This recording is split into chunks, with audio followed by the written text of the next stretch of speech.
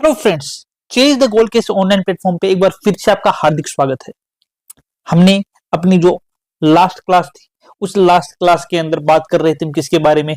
Last class के अंदर हमने बात की थी दुर्गादास राठौड़ जी के बारे में कि किस प्रकार जसवंत सिंह जी जो थे उन जसवंत सिंह प्रथम के द्वारा दुर्गादास राठौड़ जो है उस दुर्गादास राठौड़ की वीरता को देखा गया और दुर्गादास राठौड़ की वीरता से प्रसन्न होकर के उन्होंने दुर्गादास राठौड़ को अपने राज्य के अंदर शरण दी। दुर्गादास राठौड़ को उन्होंने अपने दरबार के अंदर जगह दी। ये दुर्गादास राठौड़ को अपने दरबार में जगह देकर के जसवंत सिंह जी ने जोधपुर यानी कि मारवाड़ के भविष्य को सुरक्षित कर लिया था। इस प्रकार की दूरदर्शी सोच रखने वाले कौन थे? जसवंत सिंह जी थे। अब जसवंत सिंह जी जो थे उन जसवंत सिंह जी की मृत्यु कहां हो जाती है? जसवंत सिंह जी की मृत्यु हो जाती है जमरूद के अंदर। जमरूद कहां पड़ता है? हमने लास्ट क्लास में बताया था कि अफगानिस्तान के अंदर पड़ता है। तो जसवंत सिंह जी जो हैं, जसवंत सिंह प्रथम मृत्यु कहां हुई? जमरूद कहां पड़ता है?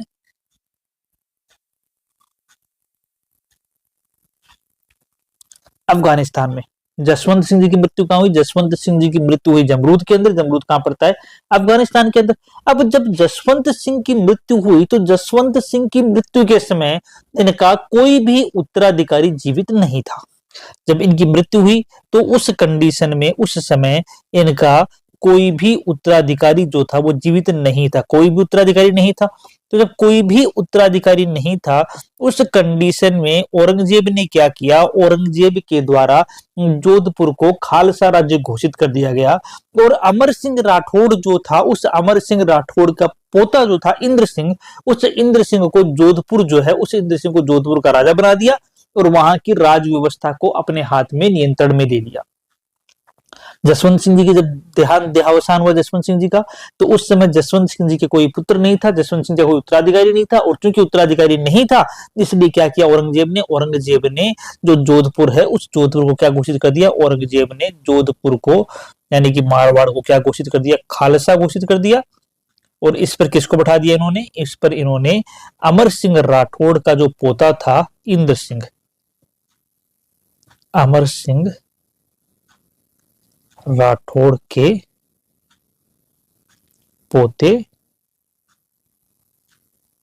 इंद्र सिंह को यहाँ की गद्दी पर बैठा दिया। एवज में लगभग कितने 36 लाख रुपए जो थे उसने औरंगजेब ने इंद्र सिंह को दिए थे और वहां का जो सरकारी इंतजाम था वो औरंगजेब ने किसके अपने हाथ में ले लिया।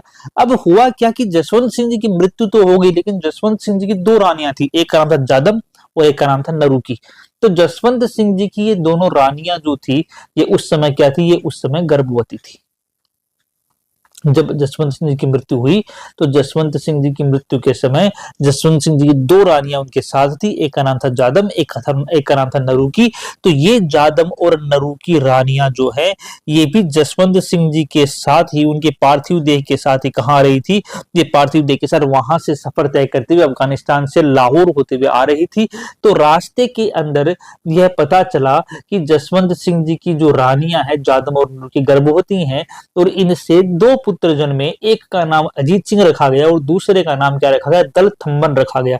उससे दो पुत्र जो है उन दो पुत्रों का जन्म हुआ। एक का पुत्र का नाम था अजीत सिंह और एक पुत्र जन्मा दल थम्बन। ठीक है। जसवंत सिंह जी की दो रानियां जादम और नरुकी, उनके दो पुत्र अजीत सिंह और दलथम्बन का जन्म हुआ।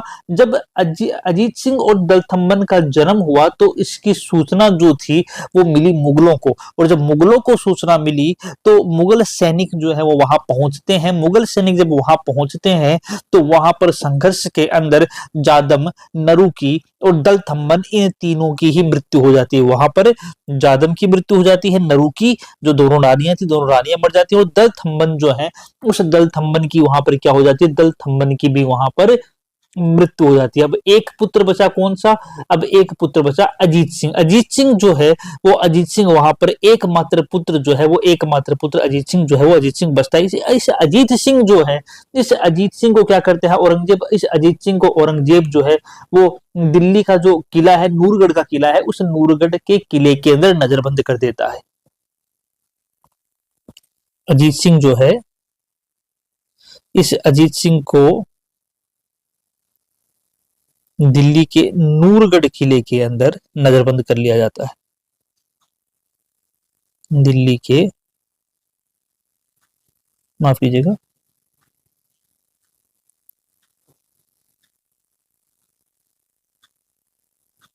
दिल्ली के नूरगढ़ किले में नजरबंद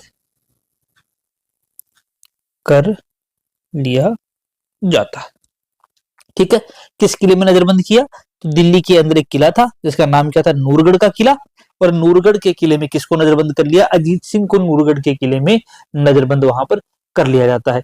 जब यह सूचना मिलती है मारवाड़ के राठौड़ों को, तो मारवाड़ के राठौड़ जो है वो अजीत सिंह को आजाद कराने के लिए दुर्गादास राठौड़ के नेतृत्व के अंदर कहां पहुंचते हैं, ये दिल्ली पहुंचते हैं। दुर्गादास राठौड़ जो है ये वही दुर्गादास राठौड़ है जिसे मारवाड़ का यूलिसेस कहा जाता है, और हमने हमारी लास्ट क्लास में देखा था कि किस प्रकार ये आस्करण जी के पुत्र थे और किस प्रकार दुर्गादास राठौड़ ने अपनी वीरता का परिचय देकर के मारवाड़ जो है उस मारवाड़ के दरबार के अंदर अपनी एक जगह बनाई।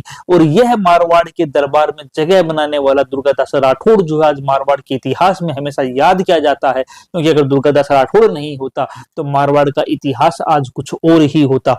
तो दिल्ली के नूरगढ़ किले में कैद जो अजीत सिंह है, उस अजीत सिंह को वहां से मुक्त कराने की जिम्मेदारी जो है वो किसकी है, वो दुर्गादास राठौड़ की है। तो दुर्गादास राठौड़ जो है वो क्या करते हैं, दुर्गादास राठौड़ इस काम के लिए मदद किसकी लेते हैं, इस काम के लिए वो मदद लेते हैं गोराधाय की। एक महिला है, बाघेरी महिला, जिसका नाम गोराधाय है, जिसे मारवाड़ की पन्नाधाय के नाम से जाना जाता है। दुर्गादास राठौड़ क्या करते हैं, दुर्गादास राठौड़ जो है वो मुकुंदास खींची जो है, उन मुकुंदास खींची को सपेरे के बेस में महल में भेजते हैं। साथ ही साथ वो क्या करते हैं, साथ ही साथ वहां पर पहले से गोराधाय की नियुक्ति कर दी जाती है। गोराधाय क्या करती है, गोराधाय उस नूरगढ़ के किले के अंदर मौजूद जो कुंवर अजीत सिंह हैं, उन कुंवर अजीत सिंह की जगह पर अपने पुत्र को सुला देती है। और मुकुंदास खींची जो है वो कालबेली यानी कि सपेरे की बेस में अंदर गए थे, तो वो क्या करते हैं, वो वहां से अजीत सिंह को लेकर के वहां से निकल जाते हैं। क्या घटनाक्रम होता है कि दिल्ली के नूरगढ़ किले के अंदर अजीत सिंह जो है उस अजीत सिंह को कैद कर लिया जाता है, अजीत सिंह को नजरबंद कर लिया जाता है, और राठौड़ों के पास यह आश्वासन भिजवाया जाता है औरंगजेब के द्वारा कि जैसे ही अजीत सिंह बड़ा हो जाएगा तो अजीत सिंह को मारवाड़ राज्य का राजा घोषित कर दिया जाएगा। लेकिन औरंगजेब जो है, उस औरंगजेब की नीति के ऊपर जो मारवाड़ के राठौड़ है उन्हें विश्वास नहीं होता, तो वो क्या करते हैं, दुर्गादास राठौड़ के नेतृत्व के अंदर एक योजना बनाते हैं कि किस प्रकार से अजीत सिंह जो है उस अजीत सिंह को औरंगजेब के चंगुल से निकाला जाए। इसके लिए क्या होता है, इसके लिए दुर्गादास राठौड़ मदद लेते हैं किसकी, इसके लिए दुर्गादास राठौड़ जो है वो मुकुंद दास खींची प्लस गोराधाय की मदद लेते हैं। ठीक है, इसके लिए क्या करते हैं, इसके लिए दुर्गादास राठौड़ क्या करते हैं, इसके लिए दुर्गादास राठौड़ जो है वो मुकुंदास खींची और गोराधाय जो है उस गोराधाय की मदद लेते हैं। जो आपके मुकुंदास खींची हैं, इन मुकुंदास खींची को सपेरे के भेष में प्रवेश करवाया जाता है। कहां पर, इनको सपेरे के भेष में प्रवेश करवाया जाता है नूरगढ़ के किले के अंदर, जहां पर पहले से गोराधाय जो है मेहतर के रूप में काम कर रही होती है।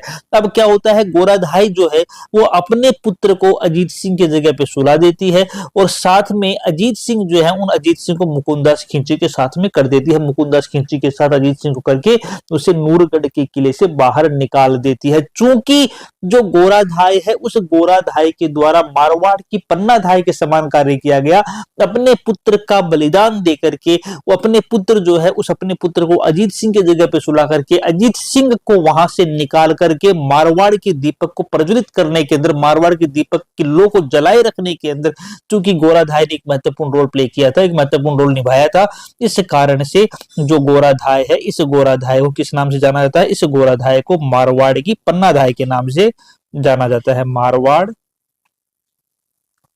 की पन्नाधाय किसे बोलते हैं? मारवाड़ की पन्नाधाय। तो गोराधाय को मारवाड़ की पन्नाधाय के नाम से जानते हैं, पहली बात। दूसरी बात, जो मारवाड़ है इस मारवाड़ का राष्ट्रगीत है जिसका नाम क्या है? मारवाड़ का राष्ट्रगीत जिसका नाम है धूसा। इस धूसा के अंदर भी पन्ना इस गोराधाय का जिक्र किया गया है इसके बलिदान के कारण से। तो मारवाड़ के राष्ट्रगीत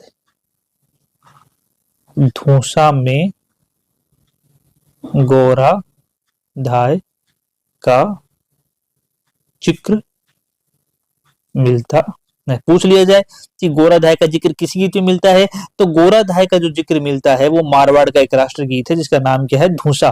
उस धूसा के अंदर गोराधाय जो है उस गोराधाय का जिक्र मिलता है।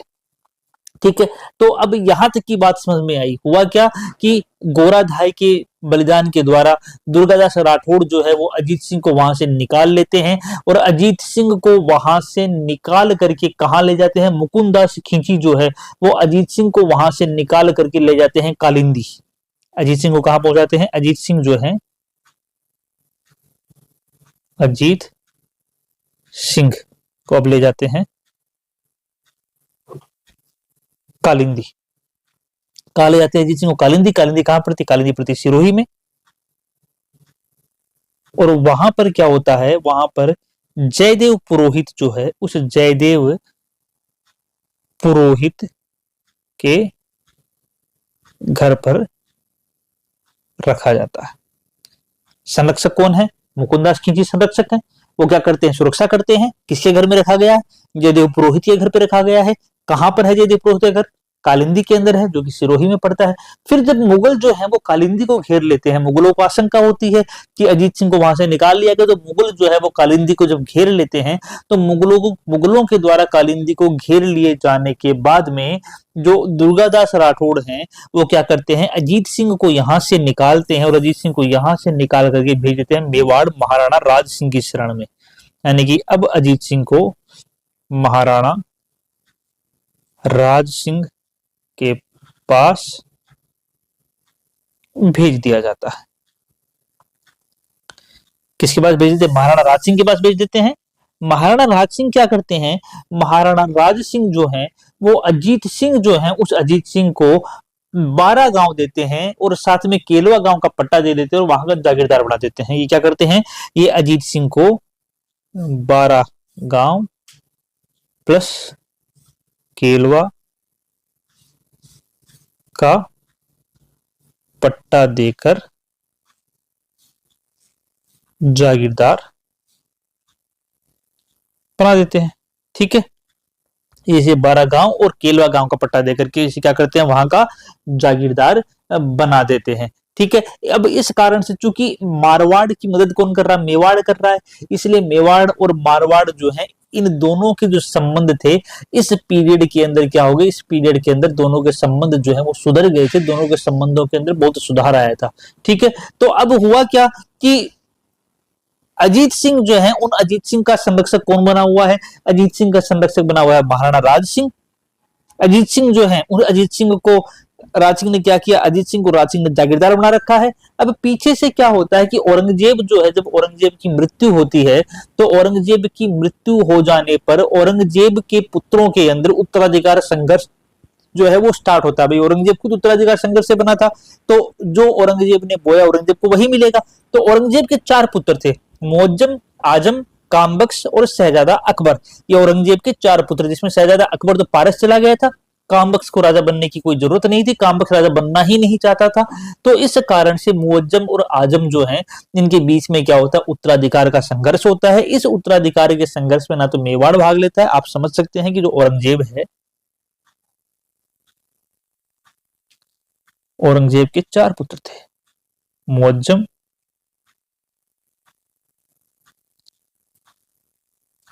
आजम, कामबख्श और शहजादा अकबर, जिसमें से मुअज्जम और आजम जो हैं, इनके बीच में क्या होता है, उत्तराधिकार का संघर्ष होता है। सन 1707 ईस्वी के अंदर यूपी के अंदर मैदान पड़ता है, जाजऊ का मैदान। उस जाजऊ के मैदान के अंदर क्या होता है, इनका युद्ध होता है। और इस युद्ध के अंदर क्या होता है, इस युद्ध में कौन जीतता है, इस युद्ध के अंदर मुअज्जम जीतता है और मुअज्जम जीत करके अपना नाम बहादुर शाह रख लेता है।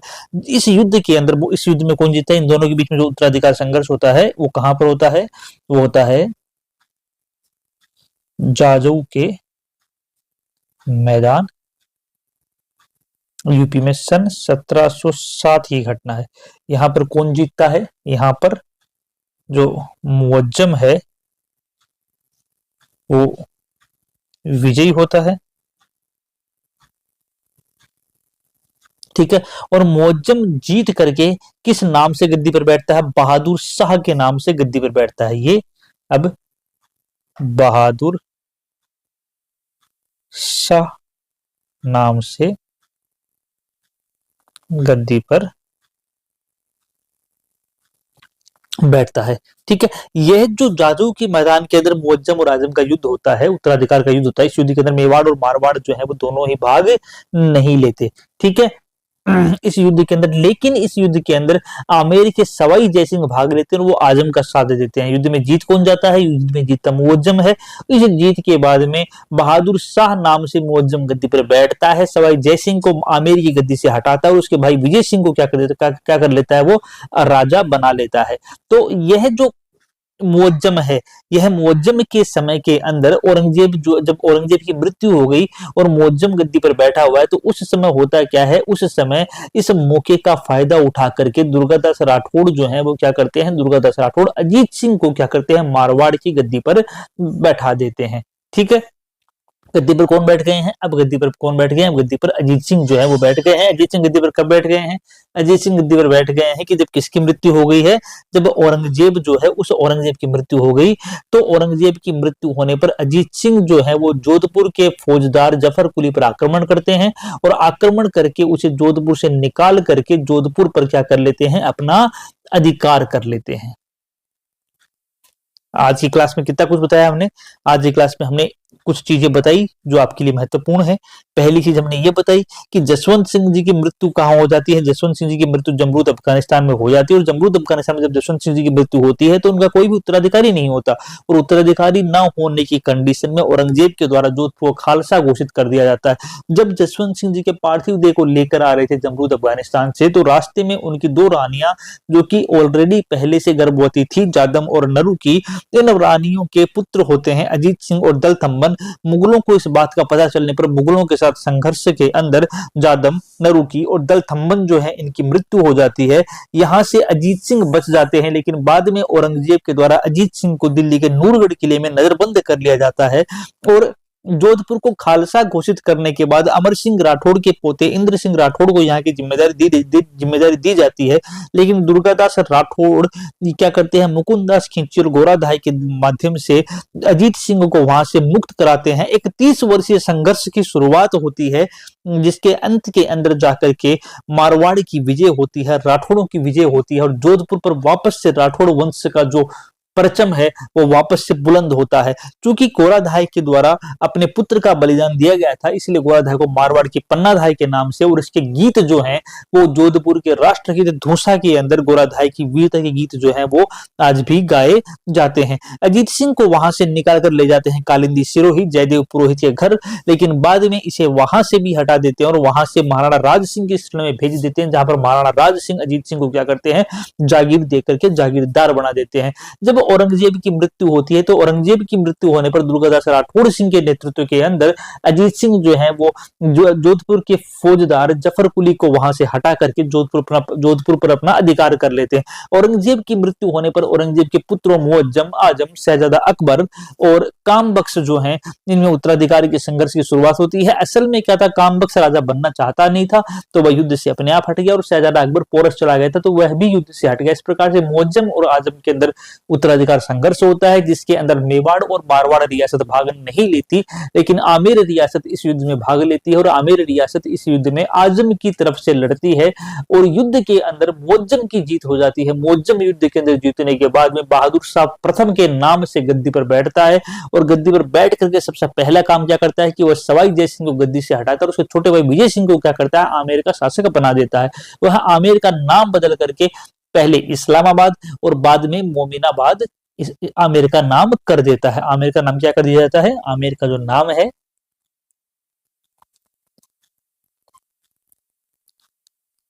आमेर का नाम पहले इस्लामाबाद और बाद में मोमिनाबाद कर दिया जाता है। तो ये आज की क्लास के कुछ महत्वपूर्ण बिंदु थे जो हमने आज की क्लास के अंदर डिस्कस किए। हम आज की क्लास में यहीं तक डिस्कस करेंगे, बाकी का पॉइंट अगली क्लास में करेंगे। तब तक के लिए जय हिंद दोस्तों।